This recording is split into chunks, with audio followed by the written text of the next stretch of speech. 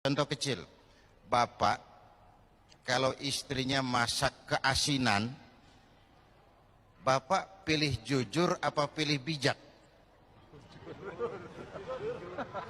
Kalau pilih jujur pasti ribut. Goblok lu masak keasinan, pasti ribut. Ayo pilih jujur apa pilih bijak? Mesti bijak tuh. Oh, soal keasinan sih bagus. Sedikit kita cobain udah berasa, jadi hemat. Itu sebabnya Quran bilang, innallaha ya'muru bil adli wal ihsan. Taruh ini telur di pinggir meja, nak. Anak yang jujur, taruh di pinggir meja. Anak yang ihsan, ketengahan dikit bijak tuh. Ketengahan dikit nanti jatuh kalau di pinggir. Dan itu bukan pelanggaran. Contoh lagi, Bu,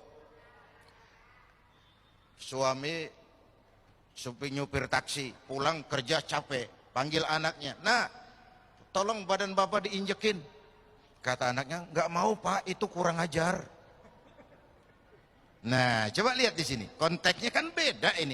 Ini permintaan sang bapak, tolong mak, bapak diinjekin badannya pegel. Bapaknya yang minta. Kalau nggak diminta baru kurang ajar. Datang-datang bapaknya diinjekin itu. Tapi long bapaknya yang minta. Ya. Jadi yang ketiga, bohong yang boleh itu apa? Bohong untuk menyelamatkan jiwa seseorang. Itu boleh. Pak, rumah Pak Zainuddin di mana? Kenapa, Pak? Mau tak bunuh dia. Oh, udah pindah, Mas. Pindah. Kemana? Nggak tahu saya. Ujung berung ujungnya lagi sana. Udah pindah. Kita tahu persis, tapi kita bilang nggak tahu untuk menyelamatkan nyawa orang yang jelas tidak bersalah. Itu boleh. Nah, sekarang soal su'uzon, buruk sangka. Quran pesan, jangan kamu berburuk sangka, karena buruk sangka itu sebagian daripada dosa. Jadi belum apa-apa, kalau sudah kita mulai dengan buruk sangka, itu sudah dosa. A priori namanya. Inna ba'da zanni ismun. Sesungguhnya sebagian dari buruk sangka adalah dosa. Bersu'uzon, jelek sangka kepada orang lain. Bukankah kita ini harus diajarkan husnuzon kepada kenyataan yang menurut kita pahit sekalipun? Contoh, Bu, maaf Pak, kalau Bapak kan tenang, CS. Nih reseh nih ini. Kita meleng jadi ngobrol nih kerjaannya nih. Bu. Satu hari seorang petani kerja di ladang. Selesai kerja, istirahat, dia tidur di bawah pohon beringin. Di sebelah pohon beringin ada pohon semangka. Ini petani sambil tidur berpikiran, Tuhan kok nggak adil ya. Masa beringin pohonnya gede, buahnya kecil. Semangka pohonnya kecil, buahnya gede. Tuhan nggak adil nih. Bukan arsitek ulung Tuhan ini. Terbalik nih urusan. Mestinya beringin pohonnya gede, buahnya segede semangka. Semangka pohonnya kecil, buahnya sekecil buah beringin. Nggak adil Tuhan. Baru dia selesai berpikir Tuhan nggak adil, jatuh sebutir buah beringin pas nimpa hidungnya. Dia kaget. Astagfirullahaladzim. Kalau begitu Allah benar-benar adil. Coba kalau buah beringin segede semangka, remek masih. Why? Kenapa kita harus buruk sangka sih? Kenapa kita nggak membanyakan baik sangka saja? Bahkan Allah pun kita protes. Gua kan sujudnya rajin, ngapa rezeki syarat amat sih? Kenapa sih? Ayo jujur, dalam hidup kita sering kayak petani tadi itu. Tuhan pun kita protes. Kita tidak bisa berhusnuzan, berbaik sangka. Jangankan kepada orang, kepada Allah pun kadang kita berburuk sangka. Padahal selalu ada kebaikan dari setiap yang kita saksikan ini. Perbanyaklah husnuzan, baik sangka, supaya hidup nggak capek. Bu, banyak-banyak baik sangka supaya hidup nggak capek. Kalau kita buruk sangka, hidup tuh capek Pak, capek ngelayanin orang yang nggak pukul lagu. Eh.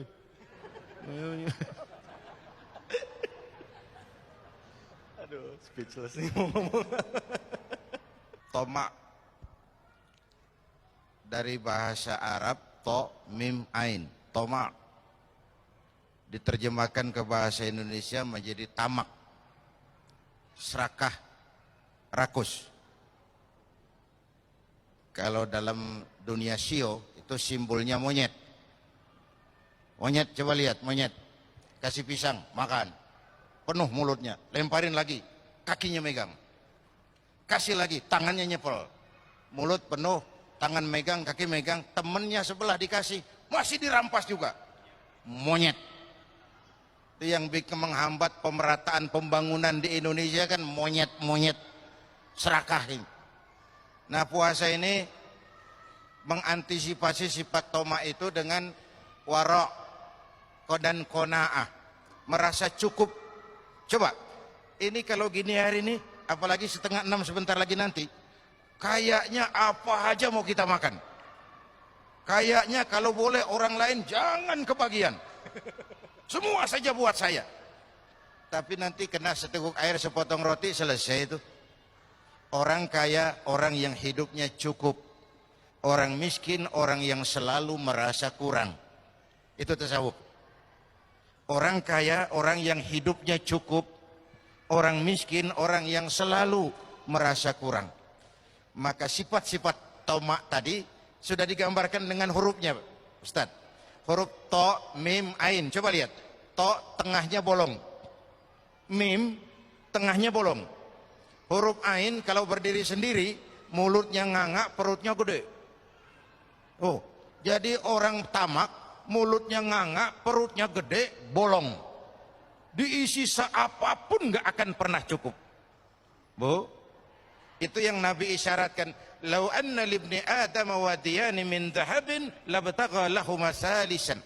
Kalau manusia diberikan 2 ladang emas, puas? Tidak. Mereka akan cari ladang emas ketiga.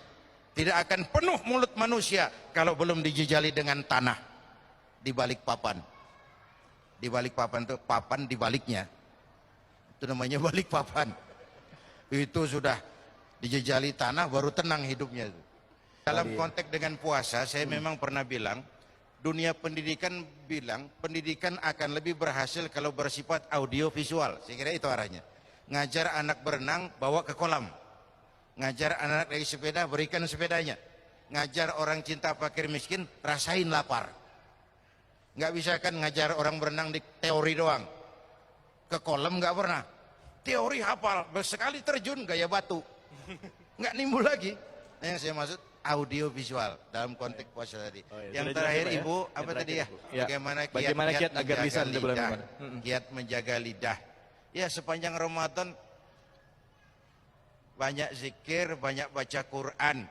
Kalau diajak ngomongin orang, maaf lidah saya lagi puasa, maaf kuping saya lagi puasa, maaf mata saya lagi puasa. Bu, habis maghrib aja kalau ngomongin orang, umpamanya. Tapi ya terlalu, wong siang ditahan kok malah begitu ada peluang. Saya mau bilang gini sebenarnya, kemampuan mengendalikan diri bukan pada waktu siang, Pak. Kenapa? Situasi dan kondisinya tidak menunjang puasa.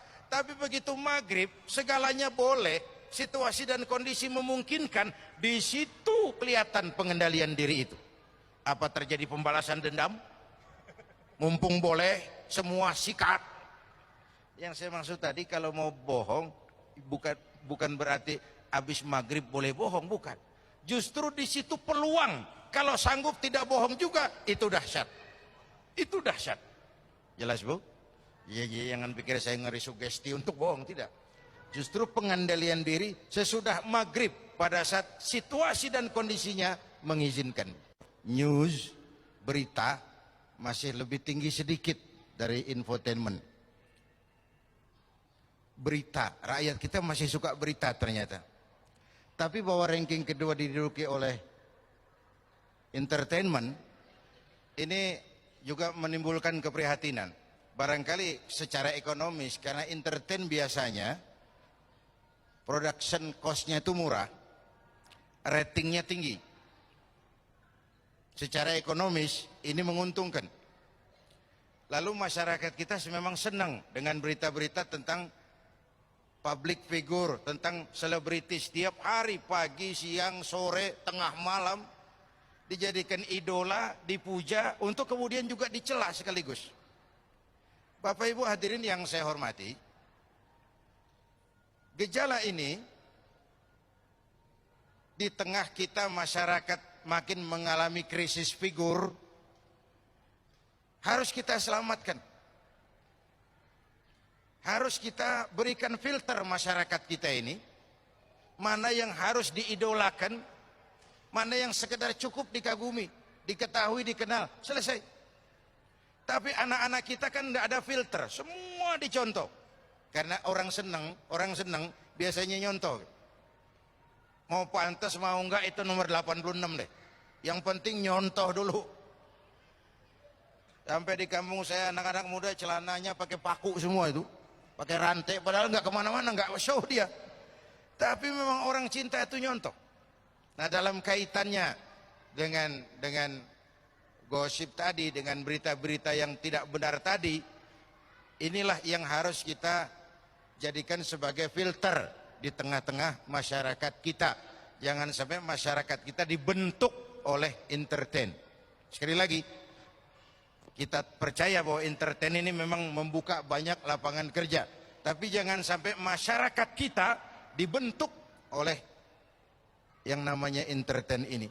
Karena begitu intensifnya penayangannya, sampai kadang-kadang setiap hari, tidak ada hari tanpa diisi dengan hal-hal seperti itu.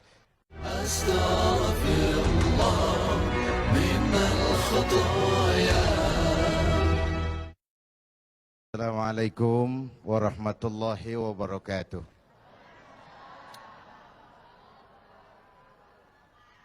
Mohon maaf macetnya jalan, tetapi kan terlambat lebih baik daripada nggak datang sama sekali. Itu dalilnya orang yang terlambat. Terima kasih Ustadz kita tadi yang sudah mengisi waktu dan memberikan arahan yang sangat baik buat kita semua dalam pembicaraan mengenai puasa dan membangun gaya hidup. Setiap ibadah yang dikerjakan dengan benar pasti punya dampak dalam memperbaiki moral orang yang melaksanakan ibadah itu sendiri. Sehingga ibadah itu ada asarnya, ada pengaruhnya. Tidak hanya hal bersifat temporer, tapi membangun kepribadian. Kalau Ramadan pakai jilbab, selesai Ramadan selesai jilbabnya, itu musiman. Itu belum membentuk kepribadian. Yang dimaksud membentuk kepribadian itu melekat dalam dirinya apa yang dilaksanakan sebagai hasil dari pelaksanaan ibadah puasa. Kalau sekedar trendy-trendian, sekedar musim-musiman, itu belum merupakan kepribadian. Gaya hidup bagaimana yang dibentuk oleh ibadah puasa? Pertama, gaya hidup sederhana. Ya Bu? Apa? Gaya hidup sederhana. Coba, ini kalau sudah mau maghrib ini, 5:30, kayaknya semua saja kepengen kita makan. Kayaknya kalau boleh orang lain jangan kebagian. Padahal nanti kena seteguk air, sepotong roti, sebutir kurma, sudah kenyang rasanya itu. Orang kaya, orang yang hidupnya cukup. Orang miskin, orang yang selalu merasa kurang. Allah disebut maha kaya karena Allah nggak perlu apa-apa. Kita sering miskin karena keperluan kita terlalu banyak. Puasa menjadi rem ke arah itu. Dengan sifat yang disebut qanaah, merasa cukup dengan apa yang diberikan oleh Allah Subhanahu wa ta'ala. Gaya hidup sederhana ini sangat diperlukan di tengah kita sebagai bangsa sedang mengejar segala ketinggalan-ketinggalan kita, melakukan kerja keras, membangun hari esok yang lebih baik. Di tengah-tengah kita berada pada suatu krisis yang diakibatkan oleh krisis ekonomi global. Karena itu, sikap hidup sederhana sesungguhnya sebuah langkah untuk memperaih kebahagiaan. Yang kedua, puasa ini membangun gaya hidup yang wara, terpelihara. Jangankan dari yang haram, bahkan dari yang syubhat sekalipun. Karena yang kita makan, yang kita minum sesungguhnya akan melahirkan energi yang menggerakkan sel-sel pembuluh saraf kita. Orang yang melulu memakan makanan haram biasanya akan cenderung berpikir kepada yang haram juga. Dengan gaya Ramadan mah, rezeki itu yang penting halal. Ya Bu ya, biar banyak, kalau halal enak. Yang halal itu yang membawa berkah. Dan berkah itu penting dalam hidup ini. Sebab betapapun juga kekuatan materi, tanpa yang namanya berkah, sulit mencapai kebahagiaan. Hadirin Bapak Ibu dan segenap pemirsa TV One yang saya cintai. Kita kembali bicara soal puasa membentuk gaya hidup. Sederhana, wara, dan yang ketiga, pandai memanfaatkan waktu secara efektif dan efisien. Tempo hari saya bilang penyakit bangsa kita yang agak kronis sekarang ini kan tiga. Kudis, kurap, kutil. Kudis, kurap, kutil. Sumber penyakitnya satu, kuman. Kudis, kurang disiplin. Kurap, kurang rapi. Kutil, kurang teliti. Sumber penyakitnya kuman, kurang iman. Ini enggak ada rujukannya, ini namanya ilmu utak-atik, Pak. Ayo kita dekati. Penyakit pertama kudis. Kita ini bangsa yang rendah disiplinnya di semua bidang, di semua bidang. Di bidang ekonomi kita ini sudah jatuh jadi bangsa yang konsumtif. Iklan cuma mendidik kita, belilah, makanlah, pakailah, minumlah. Enggak ada seruan, bikinlah, tanamlah, bikinlah. Yang ada, belilah, makanlah, pakailah, minumlah. Puasa baru 3 hari sudah iklan lebaran, itu gimana otak kita? Puasa baru 3 hari sudah beli segala macam buat kebutuhan lebaran. Mau dididik apa rakyat kita ini? Padahal sebagai bangsa kita raih kemerdekaan dengan keringat, air mata, darah, dan nyawa. Mestinya kita bangsa yang produktif. Tapi kita sekarang konsumtif dan instan. Gaya hidup kita konsumtif dan instan. Tahu instan? Ogah keringetan. Segalanya mau cepat, mau cepat, mau cepat. Mau sukses tapi nggak mau proses. Kudis, itu tol tadi macet bukan hanya karena kendaraan terlalu banyak, tapi kadang faktor seenaknya di jalan itu loh. Udah mobil tua, yang nyopir tua di kanan terus. Capek yang belakang itu. Kudis. Biar Ramadan kelihatannya gaya santai, tapi jangan seenaknya. Ada nuansa menggunakan waktu yang efektif. Ngabuburit, tapi ya diisi dengan yasinan. Jangan lalu kelayaban di mall, lalu berpotensi mengurangi nilai pahala. Itu saya kira. Berpotensi mengurangi nilai pahala. Karena apa? Agak sulit jaga mata. Yang nggak boleh itu kan ngeliatin itu. Kalau kelihatan, itu rezeki. Al-ula laka wa thaniyatu alaika. Yang pertama rezeki, yang kedua dosa, ulangannya itu. Nah, saya balik kepada soal kudis. Gaya hidup kita ini sudah instan. Saya bilang korupsi agak sulit diberantas kalau petinggi-petinggi kita disiplinnya takut atasan, bukan takut Tuhan. Penjilat, jual muka, setor wajah, kan itu yang musim sekarang. Sama seperti anak muda tengah malam naik motor ngebut, perapatan lampu merah nyodok terus, dicegat sama polisi. Berit, iya pak. Minggir, siapa? SIM, ada pak. STNK, ada pak. Tahu lampu merah? Tahu pak. Kenapa jalan terus? Saya nggak tahu, ada bapak. Kan begitu disiplin kita sekarang tuh.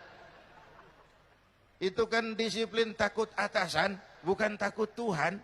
Nah puasa ini menanamkan rasa disiplin otonom yang tumbuh dari dalam. Yang kedua, penyakit kita kurang rapi. Kita ini bangsa yang lemah manajemennya, sering amburadul birokrasinya. Kita bisa membangun masjid, tapi memanage masjid kita kalah. Kita bisa bangun sekolah, tapi bersaing kita kalah. Yang terakhir tadi apa? Kutil, kurang teliti. Ini masyarakat kita sekarang masyarakat cepat heran, gampang kagum. Ada nabi baru, ada aja yang ikut. Ada aliran aneh, ada aja yang masuk. Masyarakatnya lagi kutil, kurang teliti. Masyarakat mall, coba lihat nih ibu-ibu. Kalau ada mall baru, ramai-ramai dia pergi. Sebelah sana buka, ramai-ramai ke sana. Enggak belanja. Numpang heran doang. Ayo ngaku lu, ngaku. Numpang heran doang. Masyarakat kutil. Nah puasa melatih kita untuk bersikap hati-hati. Ada orang yang tidak suka digosipkan. Itu sehat. Ada orang yang sangat suka digosipkan. Itu sakit. Itu sakit. Oleh karena itu, mumpung suasananya suasana Ramadan, mari kita kembangkan sikap menjaga lidah. Saya kembali ke awal. Kecil bentuknya, tapi besar akibatnya. Terluka karena pedang, 2-3 bulan boleh sembuh. Terluka karena lidah, seumur hidup orang akan tetap sakit. Karena itu, seseorang akan selamat kalau ia pandai menjaga lidahnya. Ini dulu karena keterbatasan waktu, insya Allah kesempatan lain kita jumpa lagi. Kita akhiri dengan sama-sama menyampaikan istighfar kita. Astaghfirullah Rabbal baraya, astaghfirullah minal khataya, astaghfirullah